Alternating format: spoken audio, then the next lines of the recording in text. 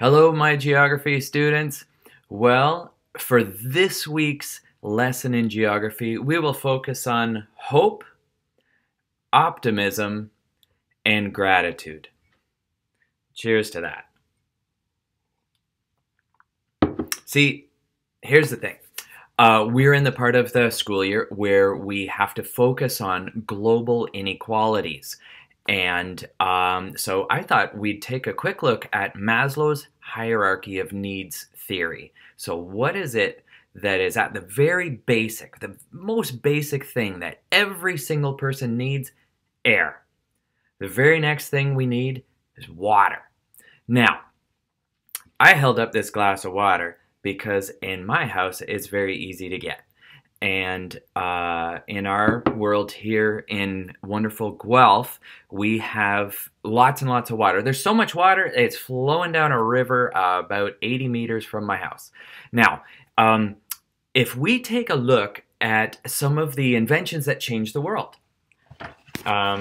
So I found this book in one of those little libraries along the side of the road, but it's really well researched.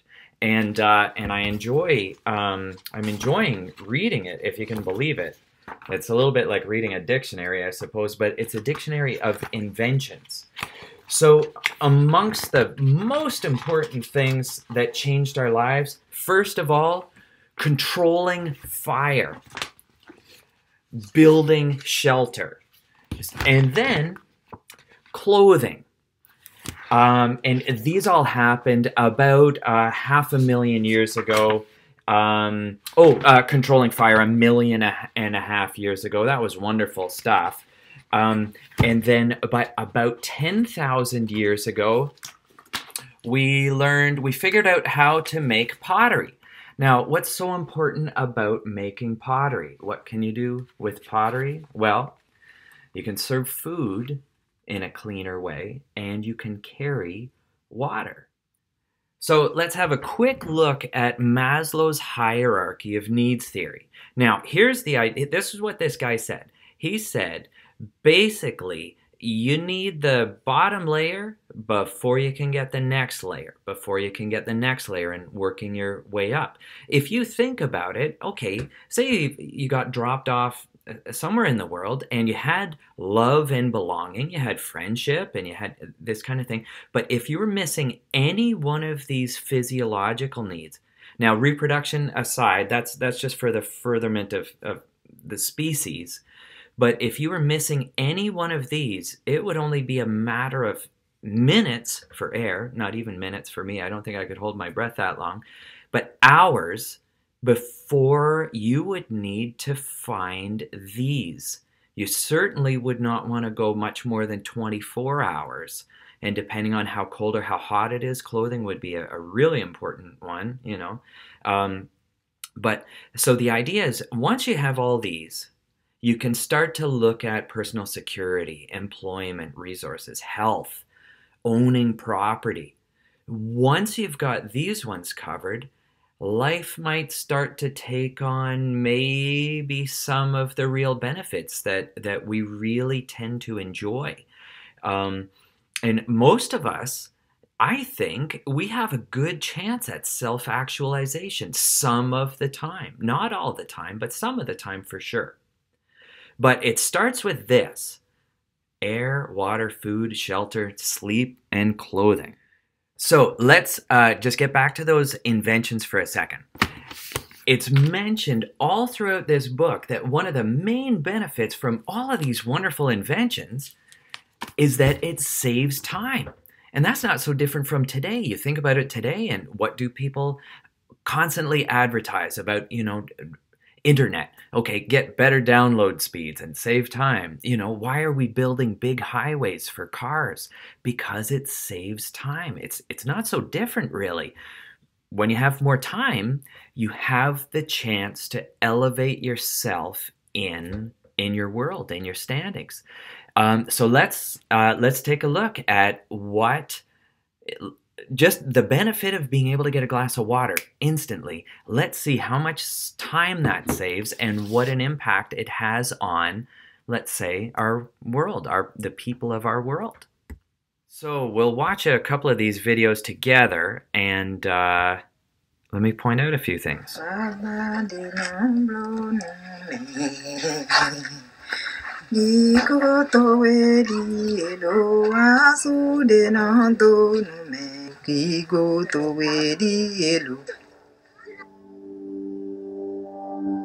Maamuzi ambayo sasa hivi nilikutana nayo ambayo aliyafanya mamangu mdogo. Trying to go to the jungle, I went to the swamps, I went to rivers at night to fetch water. In all the aspects of everyday life, having clean and potable water is an opportunity. Hakiendi bila maji.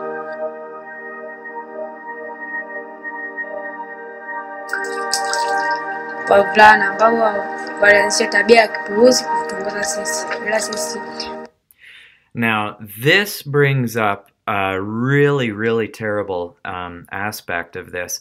I mean, one fact is that worldwide, in developing nations, providing water for the family is left up to women and children. And unfortunately, there are some places like if the lions know that every animal has to get water, they can sit by and go and catch their prey. Well, so can bad men who are quite willing to, say, steal things or physically assault or sexually assault women who are going for water. These, people know that they will be there at some point during the day, and they just have to sit around and wait. So that is a terrible side effect. Now, if women are responsible for getting the water for the family, guess what young girls don't often get to do? Attend school. But we'll take a look at this one. This man here, he's from a charity called GAIN, Global Aid Network, and he's a Canadian man who is, in this one, he's asking for pledges. But if you take a look, let's just watch the first little bit of this video. Hi, I'm Dennis with Global Aid Network, and this afternoon I'm in front of a primary school in the village of Mitole in Tanzania. And behind me are some of the students that are in desperate need of water. There are 300 students in this school, plus there's another 300 to 400 people who live around this school. And they are in desperate need of water. The water source is tremendously polluted. It is a mud puddle, and that is the only source of water that they have to drink. And, kids are missing school. The first period is basically shut down because they're having to go to get water for their drinking purposes and going to the bathroom and all those kind of things. Can you imagine that? Just, you think about even this global pandemic. What are we told to do so many times a day? Wash our hands. Boy, oh boy. Can you imagine if you had to walk kilometers to get water and it was dirty? I mean, not just with dirt in it, but with disease in it and pollution. And then you're being told, okay, you've carried this all the way home, and now somebody's telling you, yeah, pour it on your hands and wash your hands. Boy, what an enormous challenge. And as well, the village around here is going to that disease-ridden pond. We have about 8,500 people following us on Facebook and others on Twitter, and it would only take $1 per person who is following us to be able to provide a well in this village. Or if you gave $20, we would give you a keychain with the name of this village, your GPS coordinates, so you would remember that you helped to give water to this village. To put it into perspective, it only takes $8.50 to give a person water, clean water for a lifetime. $8.50, that's about the cost of 2 Starbucks coffees. Let me show you what happens when a village gets water. This video is 4 minutes long. I'm going to let this one play because the dramatic effect that a village getting access to clean water has, it's life-changing for so many people.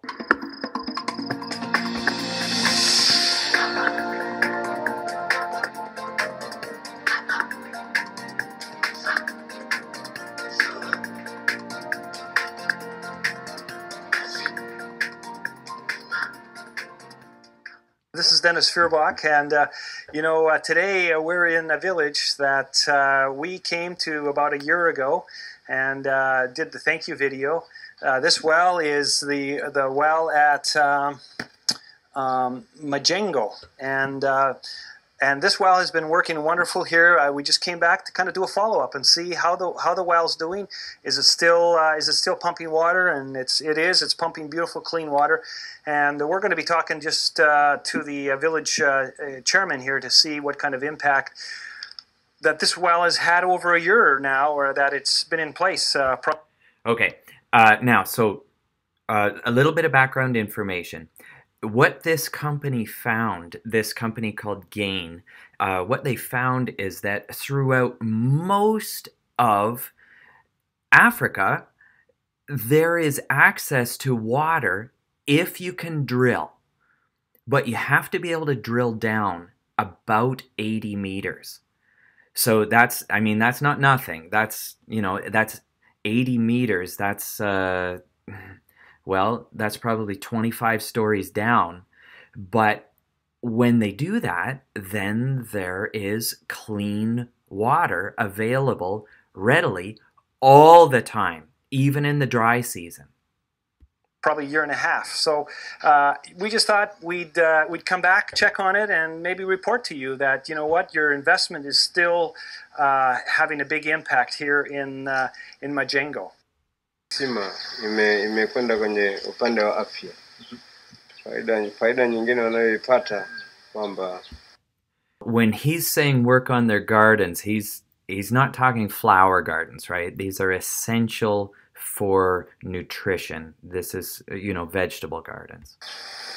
Kimaendeleo wana muda wa kufanya kazi.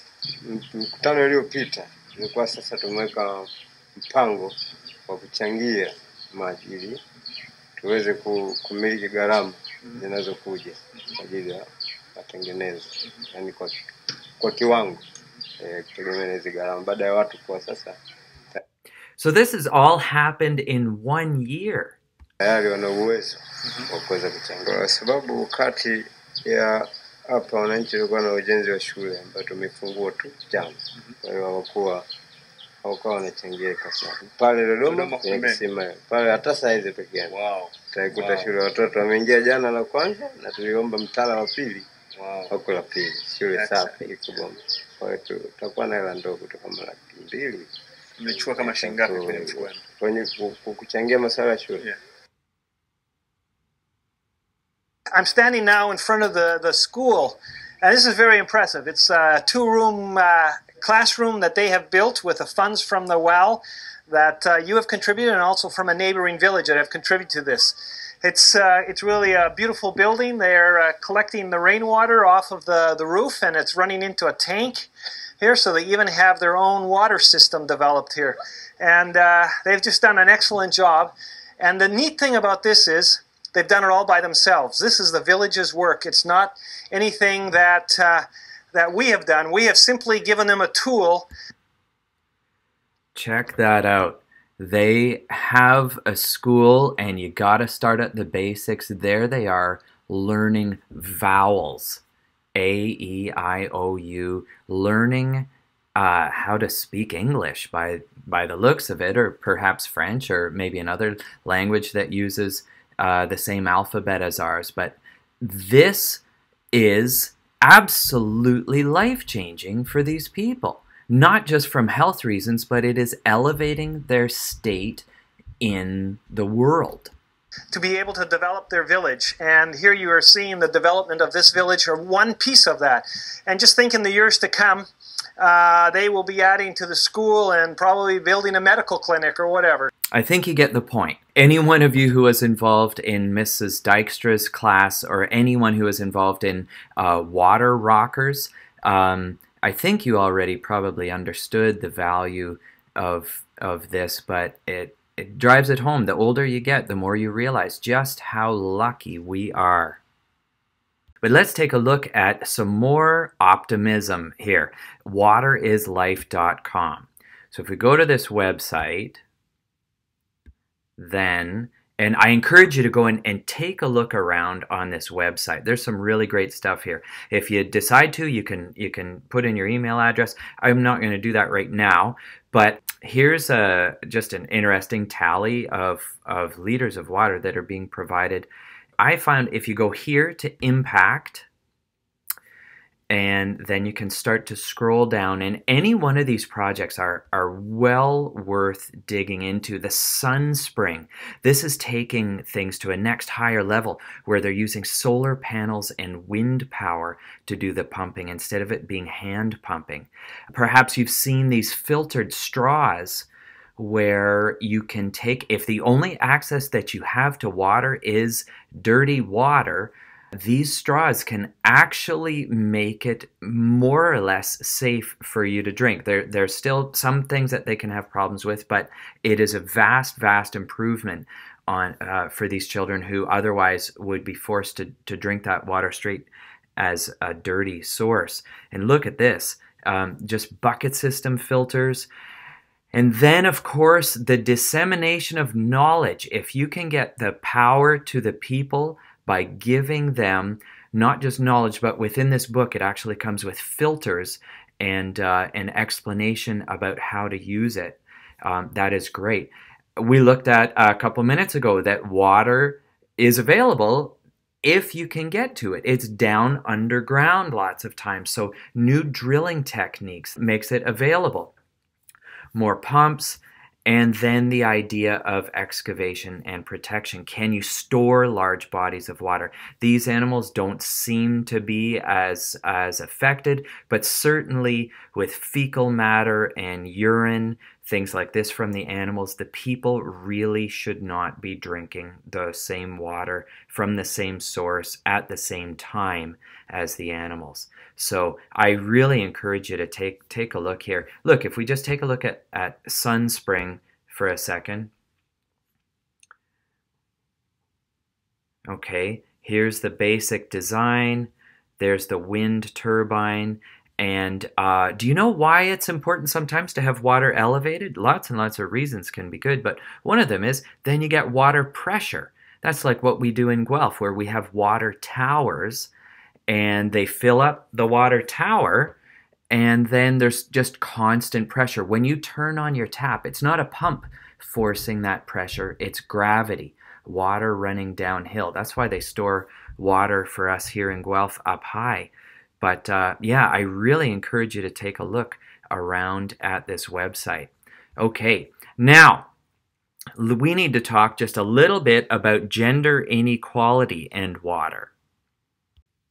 So here we are at the United Nations website, and one of the big factors of the United Nations is, of course, trying to get better lives for people on a global scale. And here's what they're saying about water and gender. Across low-income countries, women and girls have primary responsibility for management of household water supply. And as I was talking about before, if the women and the girls have to spend so many hours a day retrieving water, and they can't get educated otherwise, they can't elevate their status in life. When you think about it, when those responsibilities are made much easier to get safe drinking water without having to travel long distances and spend hours and hours a day, these women and girls can become educated, they can go to school, and then they start to be able to change things like learning about better hygiene practices, learning about better birthing practices, learning about farming, providing food for the family in these areas where to just go out and start applying for jobs, that's not often an option. So this is tremendous. Now, take a look at Canada. What is it that's changing in the world of education right now in Canada? And this is really dramatic. Just look at these big headings as we scroll by, and I'll provide the link for this and you can read through it. But education attainment among women has increased significantly. Excellent. The proportion of women aged 25 to 64 with university degrees grew at a faster pace than that of men. Okay, between these years, it went from 15% to 35%. Excellent. As we move on, women are more likely than men to have a college or university qualifications, less likely to have trade certificates as their highest credential. Okay, interesting. Now, a lot of people would argue today that the trades are where Canadians should be spending their efforts. We need to start making things again. We can't just rely on other countries to make things for us. So university is wonderful, but also having people be trained to build things. That is really important. But look, number of new female apprenticeship registrations is growing. It used to be thought of that electricians, plumbers, these would always be men. But and these are high-paying jobs. Man, oh man, they make really good money and they do a really important service, and it's starting to get opened up to women in ways that it never was before. At least 1/3 of adult women in Ontario, BC, and Alberta have university certificate or degree. So these are really exciting developments. Make no mistake, there are still huge power struggles between, say, the pay, equal pay for equal work. It does still seem that, yes, even today, even in Canada, men who have a certain job are getting paid more than women who have the same job in many sectors of society. Not as teachers, but in many sectors of society. But we're moving in the right direction. And this is not just a start, this is a continuation. And it certainly is up to us to keep this hope and to keep this optimism.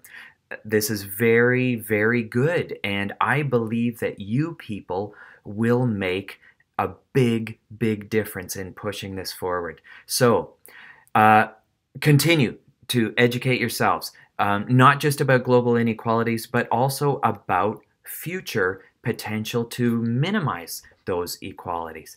Okay, you have a great week. Do some of these readings. You don't have to do them all, but do some of them. Check it out. Learn, learn, learn, learn, learn. Take care.